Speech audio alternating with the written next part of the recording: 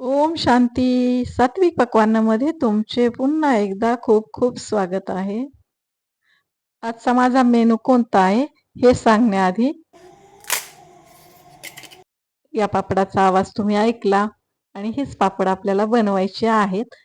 त्यासाठी मी घेतलेला आहे मैदा.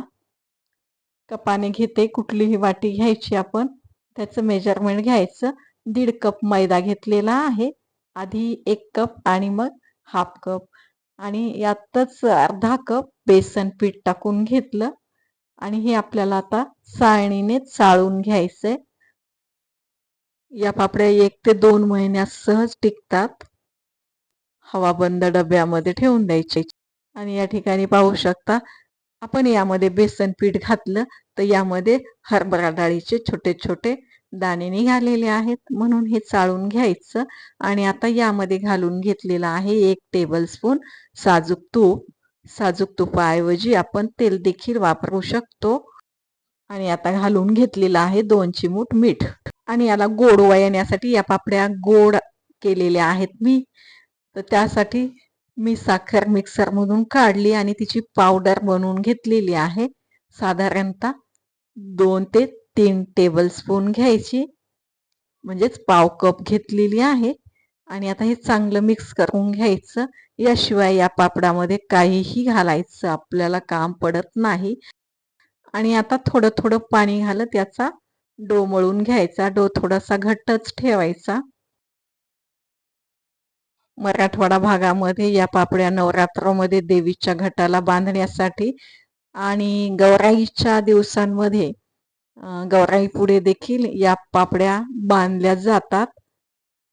आणि ह्या कधीही करून खाण्यासाठी किंवा प्रवासामध्ये नेण्यासाठी खूपच चांगल्या आहेत. आणि या ठिकाणी पाहू शकता हा डो मळून झालेला आहे. मस्त अगदी चपातीचा डो असतो त्याच्यापेक्षा थोडासा घट्ट ठेवायचा. आणि आता आपण हे 10 मिनिटं ठेवून देऊया. 10 मिनिटांनी हा डो मी घेतला आणि अजून त्याला 2 ते 3 मिनिटांसाठी मळून घेतलेलं आहे. 3 मिनिटांसाठी हा डो मी अजून चांगला मळून घेतला. खूप मस्त झालेला आहे. आपला डो जेवढा चांगला होईल तेवढा या कडकण्या किंवा पापड्या चांगल्या होतील. आपल्याला ज्या आकारामध्ये पापड्या बनवायच्या आहेत त्या आकाराचे गोळे आपण बनवून घ्यायचे. या ठिकाणी मी सगळे गोळे बनवून घेतलेले आहेत. आणि आता पापड्या लाटून घ्यायच्या. या पापड्या बनवण्यासाठी जास्त मेहनतही घ्यावी लागत नाही किंवा जास्त वेळही लागत नाही. कमी वेळेमध्ये आणि कमी मेहनतीमध्ये खूप मस्त होतात. थोडासा कोरडा मैदा घ्यायचा. लाटत असताना पोळपाटाला किंवा लाटण्याला चिकटत नाही. आणि अजूनही चिकटत असल्यास अजून देखील आपण त्यावर मैदा टाकून लाटून घ्यायचं. या ठिकाणी पाहू शकता चिकटत आहे, म्हणून पुन्हा मी मैदा घेतला आणि ते लाटून घेते.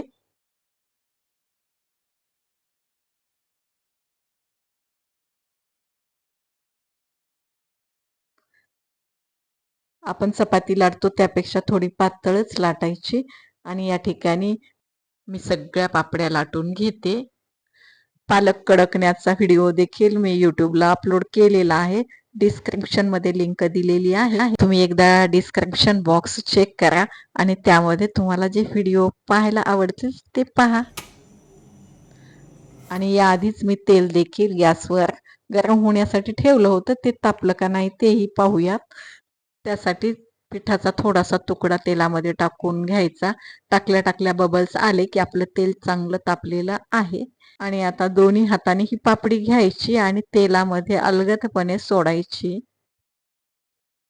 तेल उडून येऊ नये किंवा पापडी टाकत असताना आपली बोटही तेलात भाजू नयेत याची देखील काळजी घ्यायची.